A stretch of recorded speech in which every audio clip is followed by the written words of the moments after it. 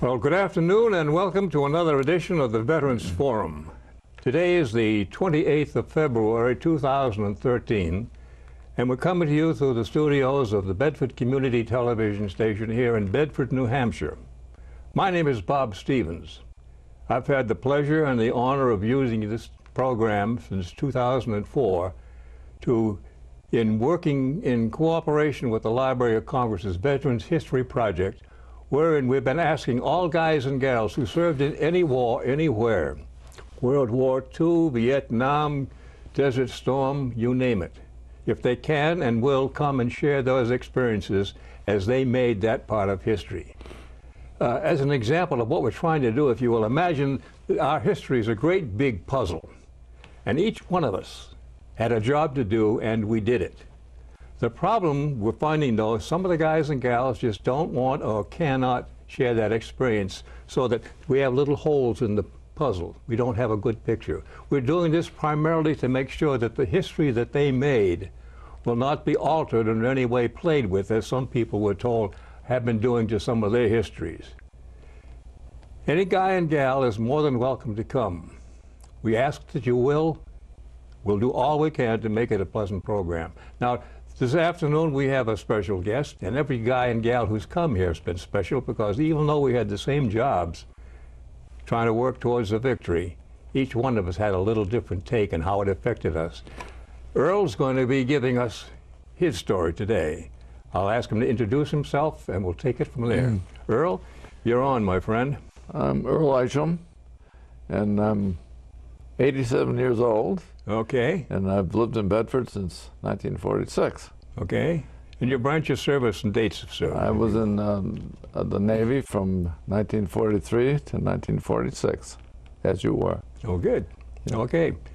Now, we know who you are today. Let's go back and develop how you came to be here. I'd like you, if you will, give us a little of history. Like, where and when were you born? How was your family life growing up before service and high school, college, whatever? I was born in St. Johnsbury, Vermont. At 6 months of age, I moved to Bristol, Connecticut, and I went to school there and graduated from Bristol High. The year I graduated, I worked in a factory 35 hours a week, and then as soon as I graduated, I enlisted, and that was in July of 43. Mm-hmm. And went to Hartford and enlisted, and 3 days later I was in Newport, Rhode Island. Okay, let's back up a little bit, though. I'd like to feel a little bit of your family life. Do you have any brothers or sisters, any of your family in the service, either World War I, World War II? I have a brother that was a year older than I. He was in the Navy, as I was. Went to the same school, I did. My folks both worked in the factories in defense plants. Okay. And when we left, they were all alone. So empty nest early. We had the easy life. Yeah. You know, and pretty much high school as everybody else did. I belonged. Any sports? Any activities? No, I was not very big and bright, and so I did join the club. I did photography club, and I went to the high school was a tech high. Mm-hmm. I took a shop course. Okay, blue collar guys. All kinds of math and all kinds of, and we didn't have to wear a necktie, and that was a plus. And then, you know, as soon as I could have enlisted in November when I turned 17, but I was old and signed. No way. So when I got out, graduated. What opted you to join the Navy? Any particular reason? I felt that if, like the people today, if I came back, I wanted to be in one piece. Okay. And, you know, I didn't want to have limbs or leave parts of where they shouldn't be. Right. Right. Okay, so good. And that now, worked for me. You said you enlisted in Hartford. A little bit of how you got into the Navy, how you were sworn into the first couple of days, if you will, of boot camp. How were you reacting? How did it impress you? Well, first thing they do, they give you a change of clothes, and they take all your hair immediately, and then it's from 5 in the morning till whatever at night, and sometimes at night. And we did everything from calisthenics to, you know, going to the rifle range, and anything the Army did, we did. Oh. And we did karate and the whole 9 yards. Now, this is where, at Newport? Yes, Rhode Island. And when we were supposed to be there 8 weeks, and they got pretty pushy, and we were there 5 weeks when we got out.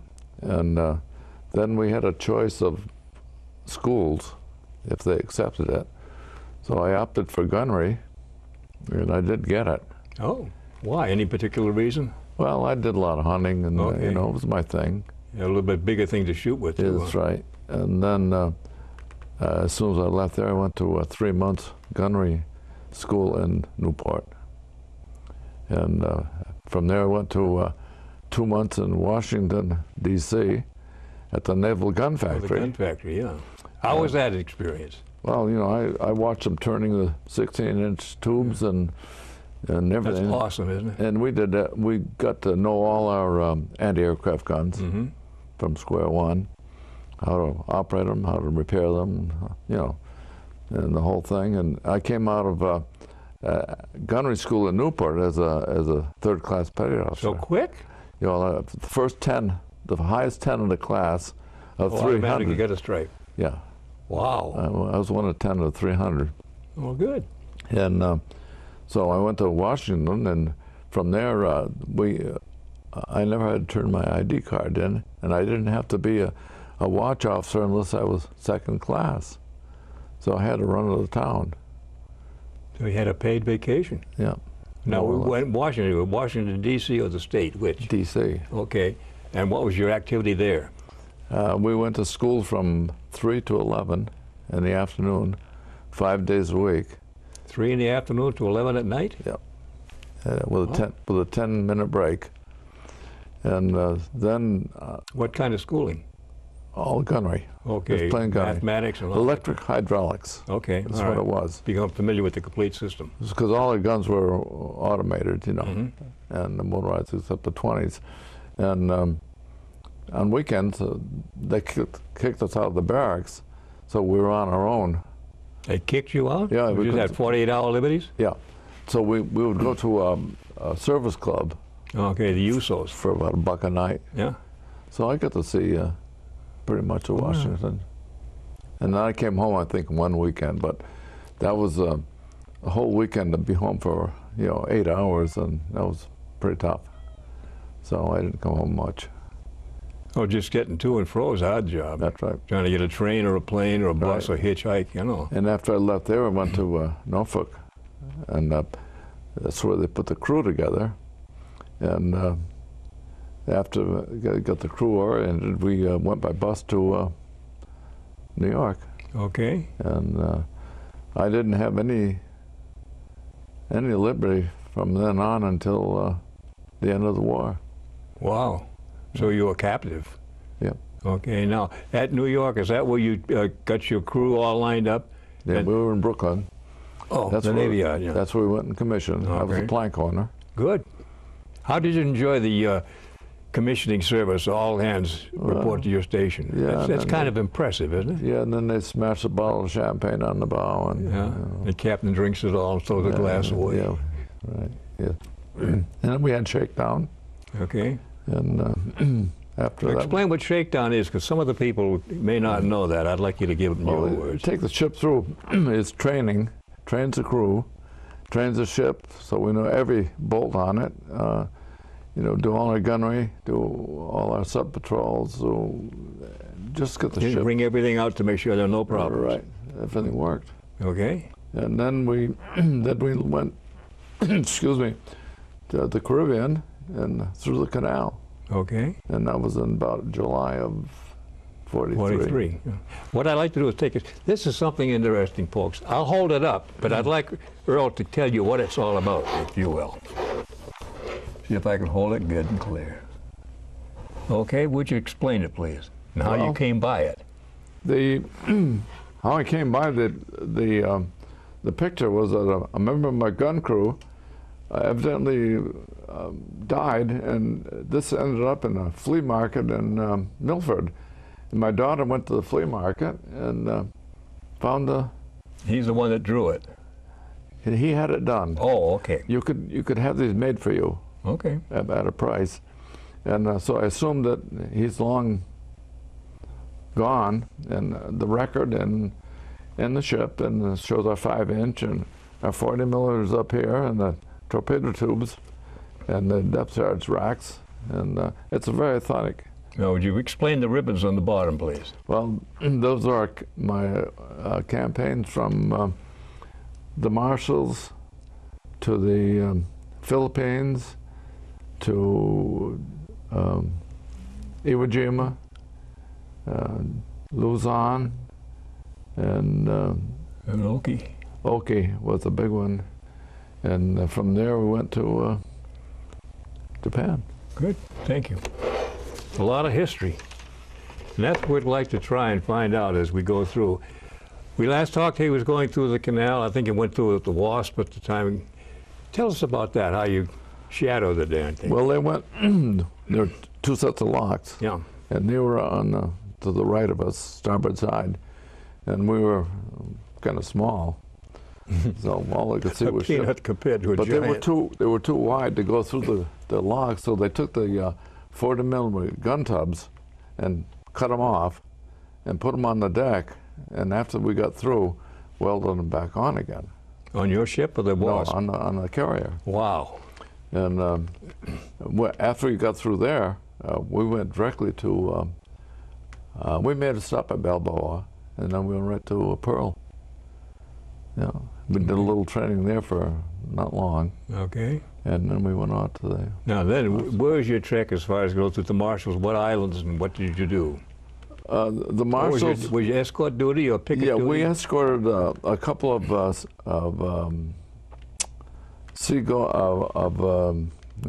I'd say,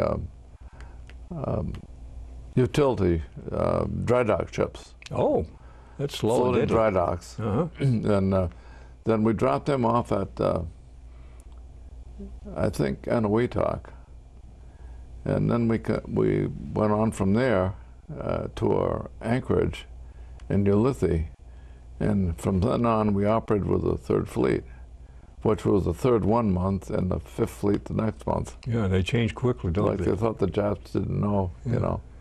And then I was on ship for 14 months and never got off. Wow. Now, when you Ulithi, did you enjoy any of the facilities while they were there as far as Never beer got off. parties? You didn't get off? Only one little beer party Yeah. when I first got there, 4 hours. No. Drink it slow because once you're through, out you go. No, Okay. with 3.2 beer, you didn't get. Well, the kiddies didn't even get a workout. Well, you know. Okay, we live there and heading south, southwest actually, I think. Yeah. Where were you stationed and heading then after you dropped the? Well, we operated with the 3rd Fleet Okay. completely. We were there for the Battle of the Philippine Sea, and then for the invasion of Leyte, and then the liberation of Luzon, and then in December of '44, we ran a typhoon and lost 3 ships, Oh, 800 men. And you just roll over. Yep. We picked up 65 survivors. 1 ship lost all hands, no survivors. And 100-foot waves, and it was like night for a week. It And, must have been horrible. we only had about 11% fuel, and it's pretty tricky if you run out of gas. Oh, you're just like a cork. Yeah, you're in the trough, Yeah. and you're done. And we survived, and we went through the eye of that storm, and there wasn't a soul in sight for the whole horizon to horizon. It was like morning light. It was eerie, and the sea was completely flat, Wow. just a mirror, and the storm was. Oh, you're right in the eye of the storm? Yeah, we were the only ship there. It's like being in hell. And then we had to go through the other side, Yeah. the wind in the other direction. So we didn't have much gear left top side when we got And through not many that. guys had a full stomach either, I'll bet. No, but we didn't lose anybody. That's the important part. Yeah. And those, now we very quickly gloss over the marshals and so forth, but any of those experiences that you'd like to recall or share with the people so they get some idea what really was aboard a tin can? You know, when we weren't in action, it was simply work, being on watch, and cleaning our guns and Just keep them busy? daylight to dark. Yeah. We stood watch every 8 hours, 4-hour watch, unless we got in a combat area, which we do 4 on, 4 off, and 8 on and 2 off, and then no off. Okay, no off. That's it. Now that was probably Iwo and Okinawa. You did picket duty there, I believe. We did picket duty practically the whole.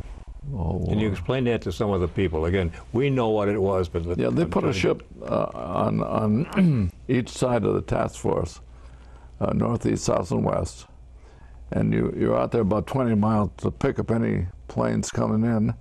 Then you vector your cover air patrol to pick them off, and if any subs out there or floating mines or anything shouldn't be there, you have to cover for, because the carriers were the people we had to protect. Oh yeah. At all costs. Yeah, you got 4 or If 5 they were going to be miles. torpedoed, we were ordered to run into the That's path. right. Take the punch. That's right. And we were on the perimeter, 9 cans of the fleet, except when we were on picket duty, and we weren't with the fleet very often. It felt like we were coming back home when we got back to the fleet. We'd come back and refuel. Okay, resupply and so forth. Yeah, off a carrier or a battleship, Yeah. and then go back home. Yeah. Now, on the picket duty, particularly, I was there on Okinawa. Did you guys suffer any real kamikaze attacks? Did you get nailed, or were you away from them? We didn't get we had nailed, two but we shot down 4 planes Good. and about 5 others, and we didn't get hit. But it got so bad when we got somebody took over for us. They put 2 cans out there, and Hazelwood was the one that relieved us, and they lost 48 men. The first. So 3 day. hits, 2, 3 I direct watched them hits. carry them off, and it got real sticky. We lost 88 cans, either sunk or damaged at Okinawa alone. That was a real turkey shoot. Yeah. I understand somewhere along the line you got promoted to first class. How and when was that? How did you earn that? Well, I was 3rd class, and then my buddy got into a fracas with the captain, and he was 2nd class. So they had to fill the position, so I dropped made 2nd class. And when I did 2nd class, I had to take a test for that, but they didn't have a 2nd class course, so I took 1st class. So when the position opened up, I soon became 1st Slide class. right in, huh? Yeah, so I made 2 rates aboard ship. That's fast. Yeah. Real fast. And they offered me chief if I would stay in. Oh yeah, they always hang that carrot. Yeah, but I couldn't. Ever have any regrets of not staying in?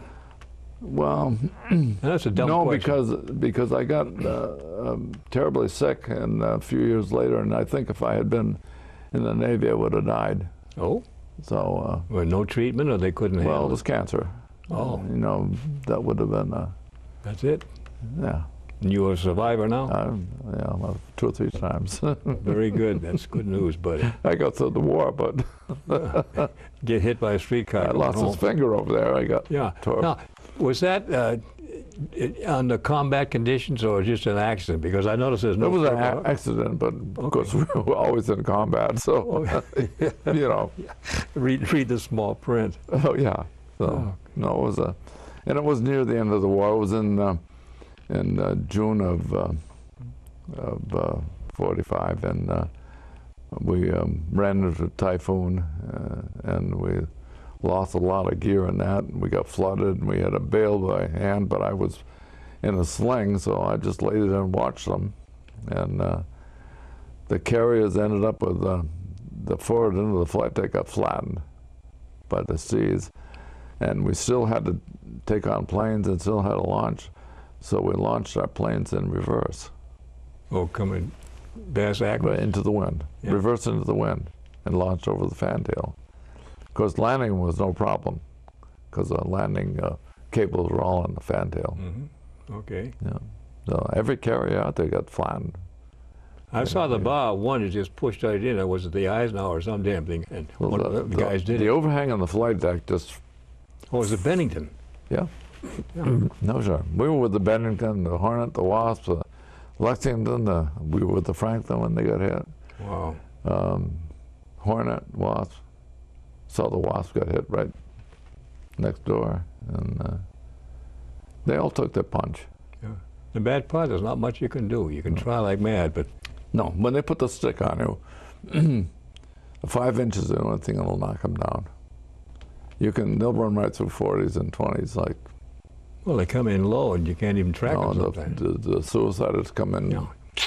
dead Straight ahead. down. Yeah, dead ahead. Yeah, you either dodge them or you don't. Yeah. And hope that you get by them real That's quick. right, yeah.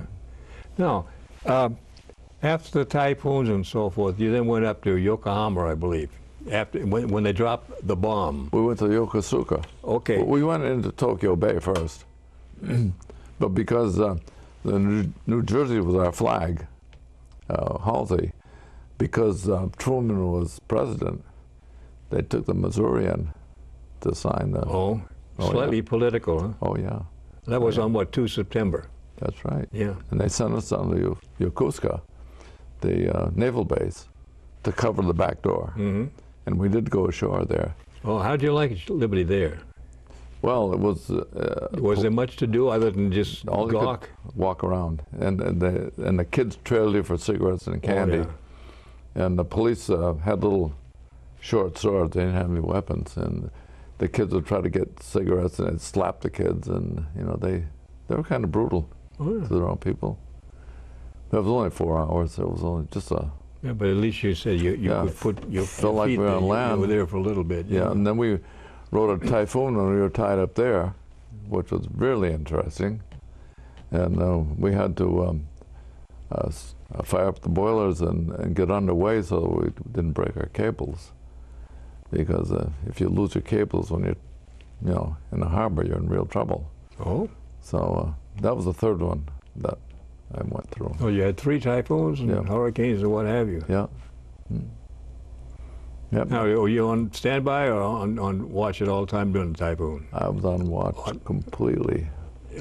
48. Yeah. I never went below. No. Okay. Now, when all was said and done, you started for home. How was your trip back home? We went to, we escorted a couple of World War I battleships back to Pearl, and they went about 6 knots. So we went in circles all the way Keep to, lapping over. yeah, all the way to Pearl, and then we were there to refuel, and then we left there and came up to Seattle. Oh, up to Bremerton. Yep. Yeah, that's a nice country. And well, we tied up inside Seattle, right at the foot of the main street. And we were there with a Wisconsin battleship there. Have any Liberty there? Pardon? Do you have any Liberty there? Yes. Somewhat. Not a whole lot, because half of the ship went home for November. So the other half, the port watch, had to stay aboard. So we could only have, nighttime Liberty. Nighttime, yeah. Yeah. It's just a good town to have some fun there, though. Yeah, but it was, it's a hilly place, It's, Oh, hell yeah. Those hills, every one at the bottom, there's a sign that wrecking job pulling, keep pulling them out of the pond. Then we left the type and went over to Bremerton. So when we went to Seattle, we had to take the ferry across to get to Seattle. And they had a sports center there. And I went ice skating. I bought some skates. Oh. I went ice skating every night when I was on that side. Where, in the middle of the summer or the middle of the winter? Yeah, oh yeah, in November. Oh, well, hell. Oh yeah, well, it wasn't summer, but it was, you know, homemade ice. Oh, good deal. Then in November, I came home on leave, and 2 days before Christmas, they called me back to the ship. So Yippee. I came back in the middle of a blizzard. Took 26 hours to go from New York to Chicago. Did you walk? On an 18-hour run, and so I had to change my ticket to the Canadian Pacific, and I got back half a day late, but so did everybody else. Yeah. So there was no problem. Act of God, they couldn't do much about that. No, and after that we went to San Diego. And, Did you pull it out there, then you went back out through the canal, didn't you come back? no, well, I You left discharged in Frisco? Diego? San Diego Okay. Now, how'd you get home? by train. How was that? I stood a day and a half from San Diego to somewhere along the line, Topeka maybe, and there were 2 empty cars on the train, so we took the conductor by the throat and said, better unlock the cars, we're coming in. Yep. No, we did. So we sat down. How come they stand you late? Because everything was civilian in those days. Oh, I know, but what the hell? What Military had no show on the train. They were, you know, third class. They had old cars, unheated cars. No air conditioning. You No. couldn't open the windows. They stunk like hell. No heat on any of the ones I went on the East Coast. The And you- military ones. You come back then to South Boston, Fargo building? Yeah, I came home on leave, and then I went back to Boston to Fargo, and I got discharged. And I came home on the locomotive to Manchester. Uh-huh. Yeah. How is it coming home? Any flags and all that kind of stuff? You just kind of walk in and say, hi, Mom, what's for supper? Oh, there was nobody. We just came home. Just come home. Yeah, just come home. How'd you feel? Oh, well, we came home. Yeah. Yeah, I came That's home. the bottom line. One piece. I'm home, yeah. Well, you know, Now, that's all we when wanted. you got out, did you take advantage of the GI Bill, anything like that? No, I did schooling? not. No, I went to farming because there were no jobs. Oh? I farmed for 15 years, and What kind of farming? Dairy farming? dairy farm. Yeah. Okay. We had turkeys, we had chickens, we had everything, 9 yards. You ate well. Yeah, yeah. Okay. Good life, but Monotonous. not productive. I know. Now, did you join anything, well, obviously, the Legion, VFW, AMBITS, and what have you, and what's your history there? I've been in Legion since 1946, and we started a post in Bedford for the VFW in '79, and I've been in that post since then. Okay, a plank holder there too, huh? Yeah, I've been commander about 6 times, and Oh? all state 4 times, and So you've been active. yes, Good. yeah, still am. That's even better. Yeah. Now, what about your family life? When did you get married and have Well, a family? What did you I do? got married in '48, and I had 3 kids, and I was married for 58 years, and my wife passed, and I was a batch for 5 years, and then I met my current bride, and Oh, good. she's taken me everywhere and kept me alive. Oh. So I That's do good to nothing hear. without Now, how are your her. kids? What are they doing? Oh, Yeah, one I'm of being nosy, but one of them's the oldest one's at home. She's a homebody.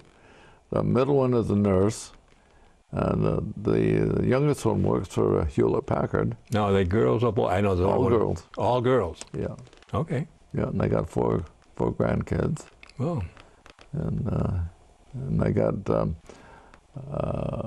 my granddaughter's got two boys, and my grandson is not married. He's in a merchant marine, and he's got his master's license.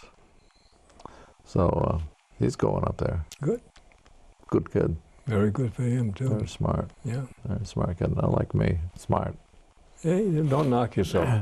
People always line up to do that. Let them do it for you. Yeah, so, but all the people, I tried today to call the last 2 people I know of from the ship, and I got no answer. And I'm, I guess, the last plank owner left. Wow. on my ship out of 280. Do you have any reunions? Have you ever gone back? Every year. Every year. Where have you go? Some examples. We've been to Branson, we've been to St. Louis, we've been to Minneapolis, San Diego, Seattle, D.C., South Carolina, Galveston. You win. New Orleans, Okay. Las Vegas. Yeah. And the ranks get thinner and thinner each year. Yeah, I'm the only one. That's the bad part. But the ones that are left take good care of me. Yeah, they do. They should. They really do. Yeah. They push my wheelchair around, and my bride doesn't have to Okay. do a thing. No yeah. speeding, huh? No. No, we got speed limit. Now, this program has helped, I think, somebody. When we're through with this, you'll be given a copy of the show, Yes. and it'll answer. Do you have grandkids that say, "Hey, Grandpa, what did you do during the war?" You ever had that question? Well, you know, I totally forgot. I totally left the war behind me when I left the ship, and never gave it any thought until I retired, when I had time to, you know, To rethink about think it. about it. And then people that were aboard ship started showing up on my doorstep Yeah. that had been on my ship, and I've outlived them. And you know, it was a, you know, those post-traumatic stresses can be overplayed. I think that you either live it or you forget it. Yeah. And if you walk away from it, that's a smart thing to do. Okay. Well, there's some guys we know that just can't or won't talk about it because they were mistreated. But one of the things that this program we're finding is doing, being very cautious and candid, we're fighting the time clock and the calendar. Oh, As an example, I think I said before, we have all that gang at World War II. There's maybe 1 million left. And the bad part is, everything I've read, they're dying at the rate of 1,500 a day. You know, it ain't going to be too long before there's nobody left. Right. And the thing that we're trying to do is to make sure guys like you and me and whoever else, if they did anything and wants to share it, they have a chance to do it so that that will not be lost. Because if they don't tell their story, Well, nobody else will. We had a chance to, but we didn't. Yeah. It was, I don't know. It just happened. We were raising families, and we had Yeah. other things on our mind. And I'm not sure that if we tell youngsters today, they will understand, you know, the gravity of the situation. I know. But if you don't tell them, it'll be They'll never know. just a blank. They'll never know. And in time, as we've been told, a lot of the things that have happened are being wiped out of some of the history books. You I know my girls are going to see this Oh, I hope so. play, and they're going to give me all kinds of grief Why? because I never told them. Okay. This know, is your chance. I never told them. I know. I'm talking about telling. Do you have any words of wisdom that you'd like to share with any of the people out there who may or may not be thinking about joining the service because of the economy right now and whatever else? From your experience. Well, I think one of the best things that could happen would be a mandatory draft to get some discipline. You mean compulsory service? Yep. They get some discipline. Yeah. And get the kids headed where they belong. And they have to take responsibility That's for right. what they do. And they'll thank everybody for it Oh, yeah. I hope it. eventually. All right. You know. Now, all in all, what you've seen, what we've shown, do you think that your service has had a good or positive or negative impact on your lifetime? Oh, I think it's positive. It's it just seemed like the right thing to do Yeah. at the time. Mm-hmm. I mean, the war in Bristol started at Pearl on a Sunday afternoon, and Monday morning, the recruiters were full. Yeah. Just overnight. Because it was the United States against somebody. You couldn't wait. I know. Couldn't wait.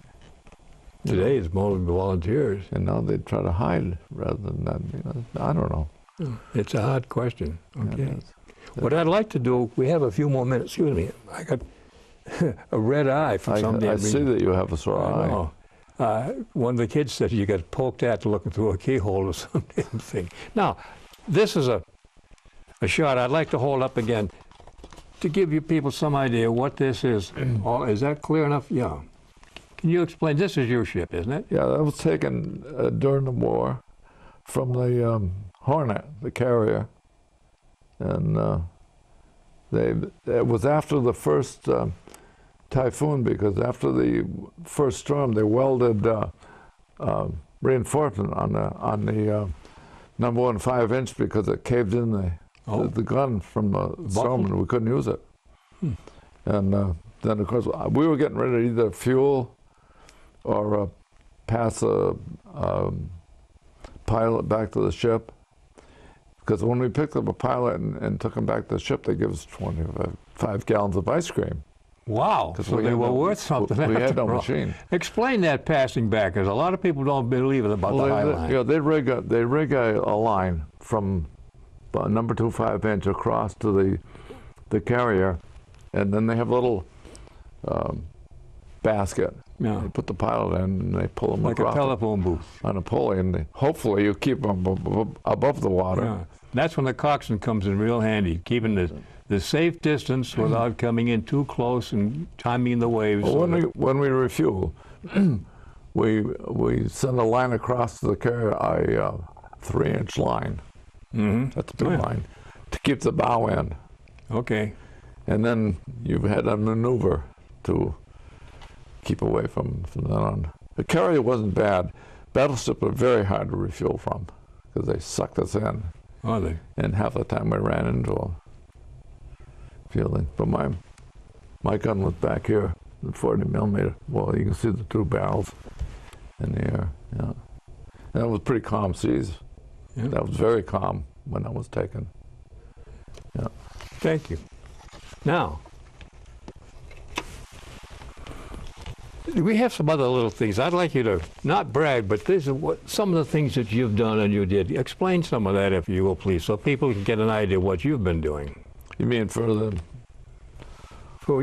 your duties on the post and what you had? Well, I've been a commander of the VFW quite a few times, and we sponsor a breakfast and a dinner every year, and I do a lot of that. And then the Legion, I've been a member since 46. Yeah. And we don't do very much there, only with bingo once a year. And these are what, for scholarships and helping guys? We give scholarships from both posts. Okay. And we spend all our money. We have no budget. We give what we make away every year, and we end up with probably a 0 budget. Okay, at least you don't owe anybody. No. That's good. But we have our own poppy drive for our own people. This little picture here. Yeah, okay, you take that. You would like this one because you can read that better than I. That's a complete record of the ship of what all the invasions and all right, I will read it when we get a minute. I just want to hold it up so they can get a good shot. Nice picture of the ship there too. Okay. That's a very recent one. Oh, all right. Yeah. And I quote with my one good eye. The USS Taussig, DD 746.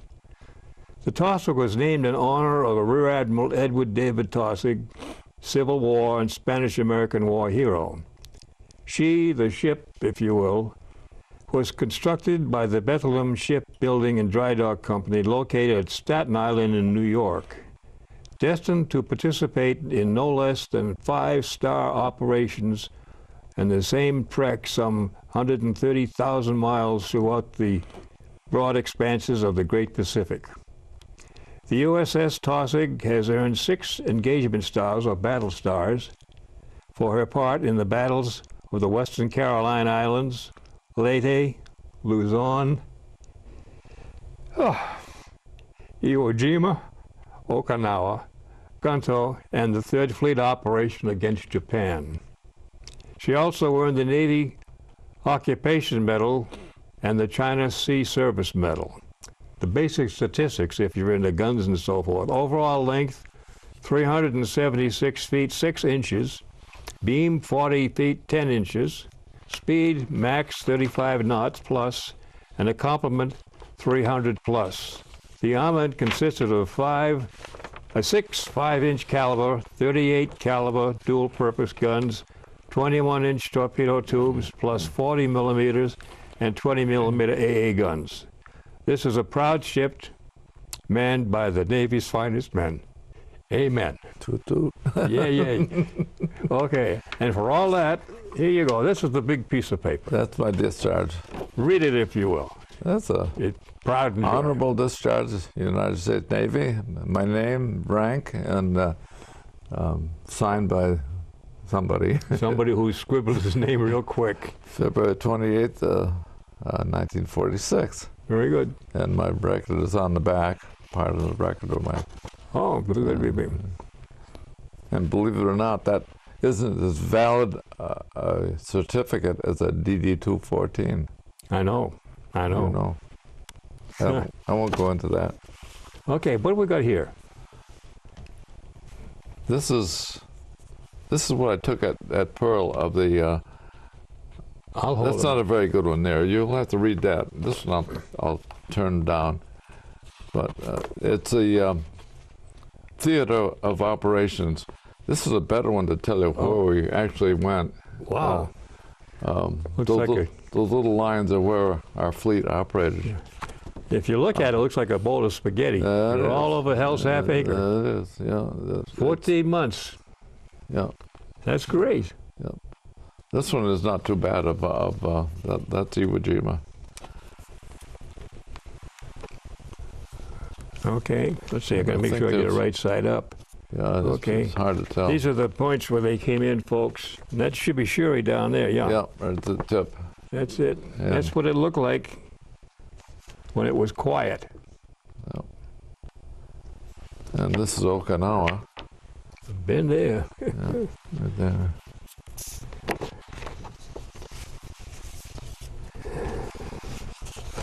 And that we lost more Navy at Okinawa than Any place else. on the other one. Yeah. Yeah. This is another little famous Not shot, very big. folks.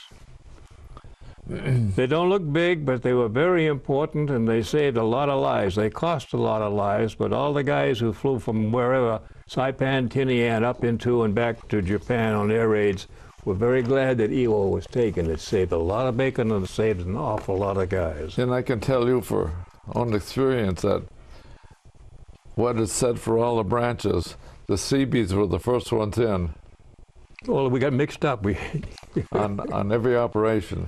Yeah. And nobody went anywhere unless the Seabees went first. well, somebody had to build the roads. No, that's a little bit of a joke, folks. But I think the bottom line is, as these hats will show you, everybody had their own insignia, but we all had the same job to do. To do the best you could, and that's what we're trying to do right now, is to capture all of that so that in time, what the people are interested in or not, it'll be there as a permanent mark in history. One last thing, and then I think we may say goodbye. These simple pieces of ribbon, some metal, but would you explain what these are, please? I'll have to read it. Okay. Because the upper left is the American campaign, and the center one is the occupation of the Pacific, and Asiatic Pacific on the far right, and this little guy here was one citation for a destroyer squadron when we made a run into Tokyo Bay before the war ended. Oh, good. And deal. this is a World War II victory medal. end of the war victory. Yeah. Okay. And I think there were some more afterwards, but I don't have them. Okay. Yeah. That happens to a lot. A lot of people didn't get them. They're still looking for them. I sent for those. Uh-huh. Well, anyway, Well, short and sweet. that's a But lot. all I can say is, thank you, my Bob. boy. It's been a pleasure. And thank the Seabees. Amen. We're there always. That's a wrap, folks. It's a little bit short on time, but we just want to make sure, again, I'll put the sales pitch out. Any guy and gal, and this sounds strange, but I've had a lot of problems and very little success in getting the gals, particularly the waves, the wax, and the nurses who did so much, and we owed them so much, to come and share their experiences. You don't have to be Audie Murphy or Clara Barton. The simple fact is, as I've said many times, and it's true, you had a job to do, and you did it. And what you did helped everybody else along the line. The old bit, you take care of my back, I'll take care of yours. The same thing here. It's the one time we've asked you again to volunteer. If you can, wonderful. The address will be how to get a hold of us. We'll do anything and everything within reason to make sure that your story is well documented and told. And the best part about it is, I know many times the guys have said it. Whew. I've been carrying that load for a hell of a long time. I'm glad to get rid of it. I make the same gesture to you. Again, the name is Bob Stevens. I thank you for listening. Come and join us. Goodbye.